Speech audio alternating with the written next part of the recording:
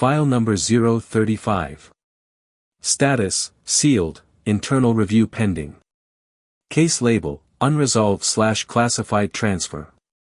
Subject, the sleep lab that closed in the middle of the night.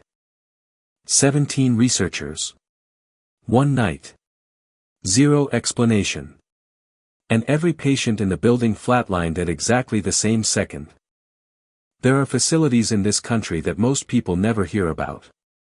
Not because they are hidden in the dramatic sense, not underground bunkers, not unmarked buildings behind razor wire.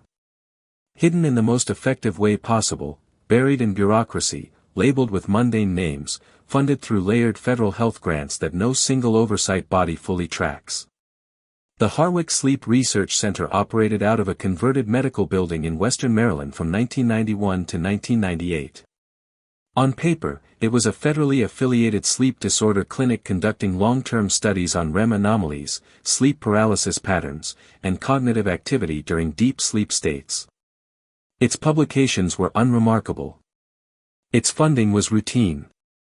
Its staff were credentialed, uncontroversial, and academically invisible in the best possible way. Nobody looked twice at Harwick. That was, by all appearances, entirely intentional. Because what Harwick was actually doing in its final 2 years of operation was something none of its published papers mentioned. Something that had no IRB approval trail. Something that, according to the one researcher who eventually spoke about it, a junior lab technician named Cora Wells, had been given a name inside the facility that was never supposed to leave the building. They called it the architect's study. And on the night of April 3, 1998, at approximately 3:17 in the morning, every single monitored subject in the Harwick facility produced an identical EEG event simultaneously. 4 seconds of complete cortical silence. Flatline. Across all subjects. All channels. At the same moment. And then, as if nothing had happened, normal brain activity resumed. By sunrise, the building was empty. And it has never reopened. To understand what the architect's study actually was, you have to start with what Cora Wells was told when she was hired. She was 24 years old in 1996. Fresh out of a neuroscience graduate program at the University of Maryland. She applied for a standard lab technician position at Harwick and was hired within a week, which she later noted was unusually fast for a federally affiliated facility, where background checks alone typically took a month. Her official role was EEG monitoring and data logging for long-term sleep observation studies.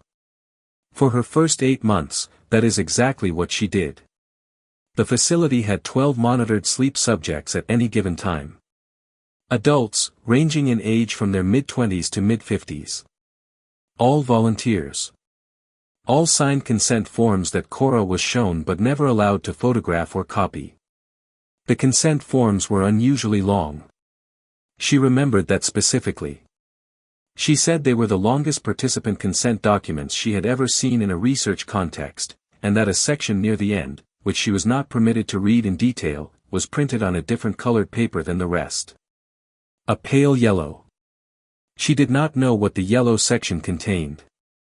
She was told it covered federal research liability waivers. Standard language for government-affiliated studies. She did not ask further.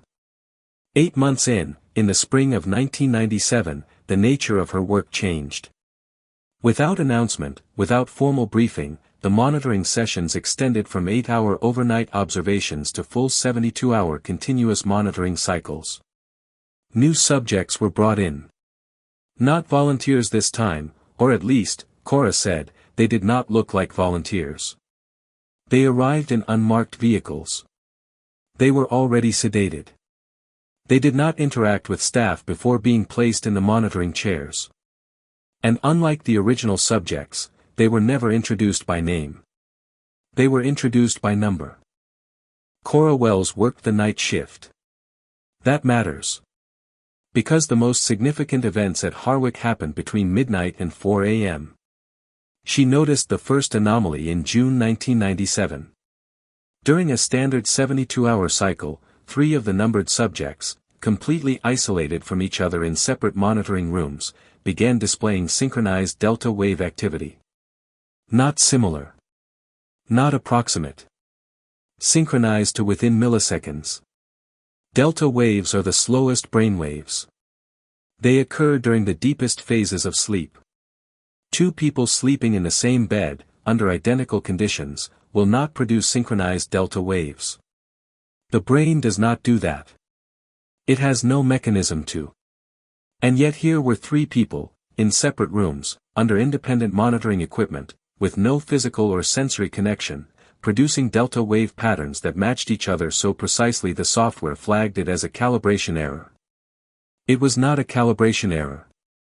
Cora reported it to the senior researcher on shift, a man named Dr. Aldous Crane. His response disturbed her almost as much as the data. He was not surprised. He looked at the readout for approximately 4 seconds, she remembered the exact duration, nodded, and said, "Log it under pattern 7. She asked what pattern 7 was. He said, "You'll be briefed." She was never briefed. But she did start noticing pattern 7 references in the internal logging system. Not new entries. Old ones. Entries that predated her hiring. Entries that went back to 1993, 2 years before the architect's study officially began, according to the documents she had access to. Which meant the study had been running before the study officially started. And somewhere in that gap, in those invisible years before the paperwork caught up, something had already been found. Something significant enough to name. By October 1997, the facility had reached a configuration Cora had never seen documented in any sleep research literature. 24 subjects. All numbered. All on continuous monitoring. Organized into groups of 3, 8 groups total, each group housed in a shared monitoring room. But here is the thing nobody had explained to her, and that she only understood later when she reconstructed the layout from memory. Each group of 3 was matched. Not by age. Not by medical profile. Not by sleep disorder type. By something else. Something that was never formally described to her. She only knew because she had access to the subject intake codes, the internal numbers assigned to each subject at entry, and she noticed that certain letter prefixes in the codes appear to cluster within groups. 3 subjects sharing the prefix AR. 3 sharing MR, 3 sharing CO. She made a note of it. She was told to delete the note. She memorized it instead. The prefix categories, she later believed, corresponded to the 3 measurable characteristics the study was tracking per subject, something she called autonomous response, mirror response, and cognitive orientation. She did not know who had determined which category each subject fell into. She did not know when or how they had been assessed. The assessment clearly predated their arrival at Harwick. Which meant someone, somewhere, had already done the foundational work on these individuals before they ever entered the building. And in December 1997, the synchronization event stopped being limited to matched groups. Subject 03, prefix AR, began synchronizing delta wave activity not just with subjects 07 and 11, its matched group. It began synchronizing with subjects in every other group simultaneously. All 24. At once. Dr. Crane called it the first confirmed cross-cohort event. He said it calmly, as if he had been waiting for it. He had been waiting for it. 3 months later, Harwick was gone. April 3, 1998. 3:17 a.m. The event that Cora Wells has described more times than she can count, in interviews that she gave quietly, selectively, and always with the condition that her location not be disclosed. What she described was this. The cross-cohort synchronization events had been increasing in frequency and duration throughout the first months of 1998. What had started as seconds-long synchronized episodes in December had extended by March to events lasting 4 to 6 minutes. The subjects showed no distress during these periods. No REM behavior. No physical movement. No verbal output. They were simply, as Cora put it, attending to something. And then on April 3, at 3:17 a.m., the synchronization did not build gradually. It dropped. All 24 subjects transitioned simultaneously from active synchronized delta wave activity to complete cortical silence. No wave pattern. No signal. On every channel. Every monitor. 4 seconds. In those 4 seconds, Cora said, the room changed. She has struggled to describe it consistently across interviews. But the language that appears most frequently in her accounts is this: the room got quiet in a way that had nothing to do with sound. She said, it was like the building stopped thinking. The 4 seconds ended. All subjects resumed normal wave activity simultaneously. Not synchronized delta, normal. Individual. Each brain returning to its own independent pattern as if waking from a shared moment into separate lives. And then the alarms. Not medical alarms. Building alarms. Every exit in the facility activated simultaneously. Fire protocol, security protocol, evacuation protocol, all at once. Nobody had triggered them.